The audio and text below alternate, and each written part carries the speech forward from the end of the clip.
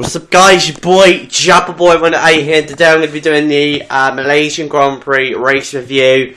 Now, if you haven't seen the Malaysian Grand Prix, then don't watch it unless you don't care, then for instance, well, and then in that case, welcome. So, the Malaysian Grand Prix. I'm not going to go into practice because qualifying the race was really the meat and gristle of the action. So, yeah. Going into qualifying, it was a delay. There was about a 35-minute delay, and after that, the qualifying session got underway, and a lot of cars doing their runs and whatnot. But at the end of Q1, Marcus Ericsson had a massive accident coming out of turn number 3. Spun the car, lost control, and and his car all into bits and whatnot, and he would have to start the race. I think it was like 21st or 20th, I'm not quite sure. But yeah, sad end to his qualifying session. So yeah, now into Q2. A lot of cars going out, a lot of running, because of the difficult conditions, and Danny Kvyat didn't see Alonso ahead of him, and for that reason ran into the side of Alonso's steering arm, meaning that Alonso had a broken steering arm, meaning that he could have been out of qualifying. But good news for him. And surprisingly, I really didn't expect Alonso to be running. I thought his qualifying session was over. He would have to start, I think it might have been 14 or 15, which is an absolute real shame for him, you know, considering, you know, he was in innocent party and all that. So, yeah, but thankfully they got it going, and well done to the Ferrari team mechanics for getting that thing back running, because I really thought that was it for Alonso. The damage looked really terminal for his car. So yeah, wonderful job, wonderful job by the Ferrari mechanics. And yeah, because of that, Alonso got out and he was able to get out of Q2, meaning he was now in Q3. And yeah, a lot of cars, a lot of drama. The two Williams out of Q2, disappointment. Would have loved to see Williams up in Q3 battling maybe for the top 5 or maybe even the top 7 for that matter. But yeah, it is what it is, and yeah, unlucky this for them. And yeah, into Q3, a lot of running, a lot of people trying to get pole position. Hamilton going for pole, and he made it stick. He was on provisional pole. But there were a lot of cars behind him, in particular Vettel, who I wasn't expecting to be at that position. I thought he'd be in the top 8, maybe top 5, yeah, sort of around that area, because I really didn't think the Red Bull had the pace to really compete with the Mercedes. And we were all blown away. We were all proven wrong, as Vettel pulled an amazing lap to start second, but could have been pole had he made it to the finish line before the session finished, because he missed out on his final lap by a couple of seconds, which is unfortunate. But at the end of the day, it's racing, it is what it is. So yeah, and at the end of the day, I think Red Bull should be proud that they qualified second on the grid. You know, they've had an awful testing. They've had an okay Australia, so yeah, to get second for Vettel and for Red Bull, beautiful. Couldn't ask for more. So yeah, but yep, like I said, it was Lewis Hamilton who would take pole position for the Malaysian Grand Prix. A great result for Hamilton, just really underlining the pace of that Mercedes in dry and wet conditions. And at the start of Hamilton matched the same amount of poles as Jim Clark, which is absolutely amazing. Great job by him. You know, it shows how brilliant a driver he is. You know, because Jim Clark, who, for those who don't know, has the top pole position rank in all of the British drivers, and for Hamilton to match that, pretty impressive. Pretty impressive, given he is now on his 7th season in Formula One this year. So, at the start of the race, a lot of drama, not too much, but heading into turn number 4, the real action kicked off, where Jules Bianchi ran into Pasta Maldonado. Pasta spun, hit the Lotus in a 360. He was able to carry on, but not for long, as he was forced to retire from the team.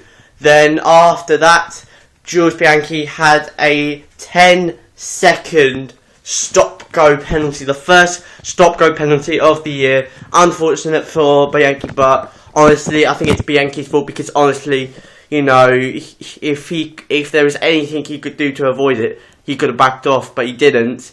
And yeah, it was a stupid error by Bianchi, and yeah, unfortunate for Pasta Maldonado. He said he wanted to finish the race, but he didn't, which is unfortunate. Pasta, who is now 2 retirements in 2 races in the season, which is unfortunate. And yeah, so that kicked off, and then after, Kevin Magnussen caused Kimi Raikkonen's puncher. Yeah, Kimi Raikkonen a puncher caused by Kevin Magnussen. Kevin ran into Kimi, and that forced Kimi to pit to get onto a new set of tyres. And Kevin Magnussen, unfortunately, had to take a 5-second stop-go penalty for that, which is a little bit unfortunate. But you know, it is what it's. You know, I think it was a little bit of an error by Magnussen there. You know, just caught him by surprise, and yeah, at the end of the day, he is a rookie, so, and you know, these things can happen when you're a rookie and whatnot. So yeah, unfortunate, but it is what it is. So yeah, moving on. Still Hamilton in the lead, Rosberg second, Vettel third, and then we had before all that, also there was a little bit of battling going on. Ricciardo at the start got ahead of Vettel, but then Vettel made his mark in the Red Bull team by passing Ricciardo, I think from like the 3rd or 4th lap. Good move by Vettel, showing that he is a real racer when he can be. So yeah, good manoeuvre by Vettel to take the place off Ricciardo. Unfortunate for Ricciardo, you know, honestly. I think if he was ahead of Vettel, he could have done something in the race, but whatever, it's racing, you know. I mean, at the end of the day, Vettel was quicker at the end, so I think there was no surprise why Vettel got past Ricciardo so easily there. So yeah, it is what it is. So yeah, moving on. The first pit stop started around lap 10 to lap 18. A lot of pit stops. No real changes. In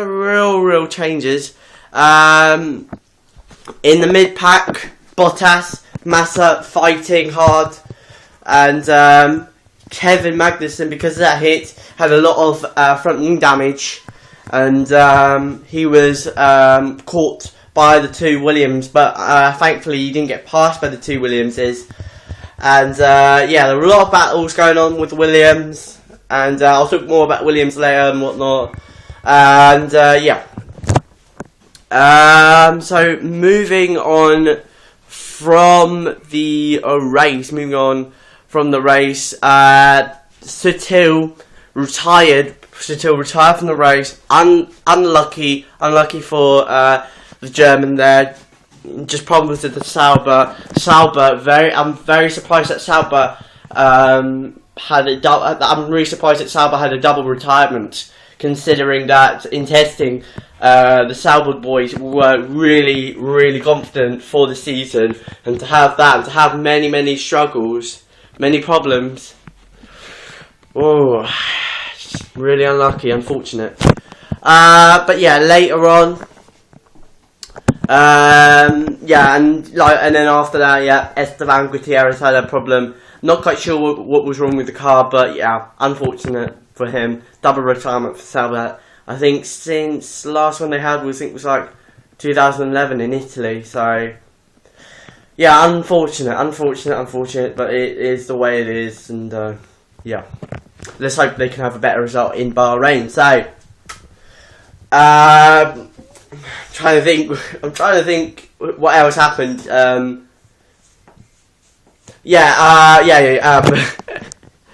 Oh yeah. Right. So into I think it was the third final pit stop. I'm not quite sure.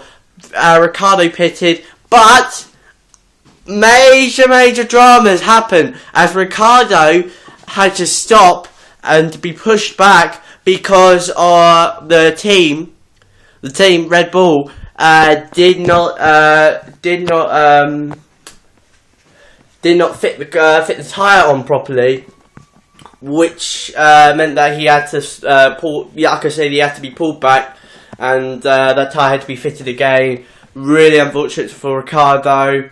Could have been so much better had that not happened. And then after, they just got from bad to worse as he received a penalty. I think it was like a 5 or 10 second penalty. Unfortunate for him. And then afterwards, the front wing fell off. The front wing fell off because he hit the curb. He hit the exit curve coming out. I think it was turn 14, and that caused the front wing to sort of turn in a sort of angle. So really, because of all that, he dropped down to 18th, and then afterwards retired. Massive disappointment to Ricciardo. Just 2 races in a row, he gets done by the FIA and he gets done by his car. Wow, just underlines the massive unfortunateness for him there, and I really hope he does, come back strong in the next race. I really hope this can all turn around, because I don't want to see this escalating to like 3, 4, 5, 6, 7. Nobody wants to see that. And I've never seen anyone get 9 or get 3, 4, 5, 6, 7, 8, 9 retirements in a row. If you have, then write in the comments below. But yeah, I've never seen that happen. But yeah, 2 retirements in a row, not good for his championship campaign. And after that, Bottas was closing in on Felipe Massa.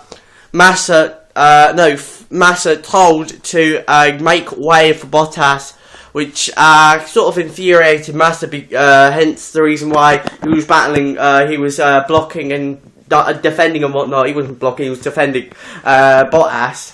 And I think the team should have just kept it where it was, just let them race, at the end of the day,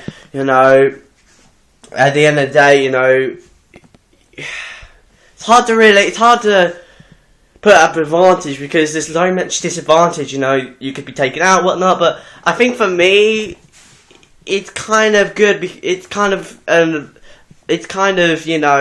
just letting them race and whatnot, because they could gain something from it. So yeah. So Massa defending, he raced Bottas, and Massa at the end there beated Bottas to 7th place. Bottas finished 8th.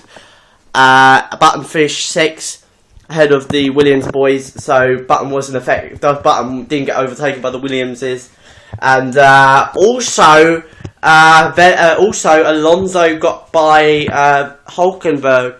He did a great move down into turn number 1. Hulkenberg tried his best to retake the position, but Alonso, with that superior Ferrari engine and superior tyres, got ahead of Hulkenberg's Force India, and was able to take 4th place of him, which is unfortunate for Hulkenberg. Hulkenberg, great result for him there.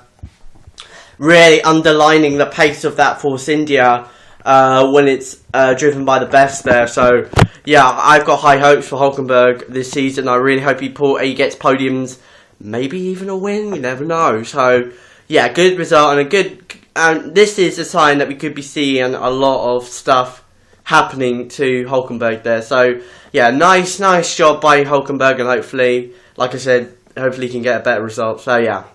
And in the end, Lewis Hamilton took the race win. A great result for him there. Lewis hasn't had a win in Malaysia, and to finally do it, amazing job by the team, amazing job by everyone, you know. So, yeah. And Rosberg finished second, great result for Rosberg. Mercedes 1-2, great result for Mercedes, and Vettel third, great result for Vettel, and great result to Red Bull, considering that at testing they were pretty much nowhere. So for them to achieve that in a short amount of time, that's pretty incredible. So yeah, folks, really great result, and yeah, that's it. So thank you very much for watching. It's your boy Jabberboy with 8 here. I'm out. Peace.